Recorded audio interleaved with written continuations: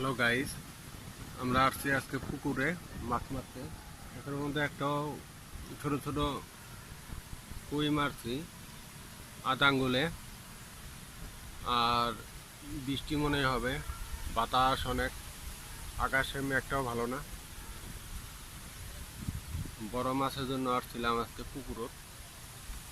ওই সাইডে একদিন বইছে।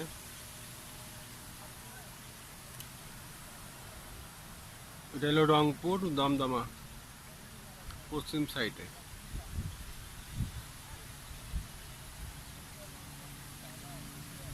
এই জায়গায় কার্পু মাছটা একটু বেশি, কিন্তু এখনো মধ্যে একটাও পাইনি।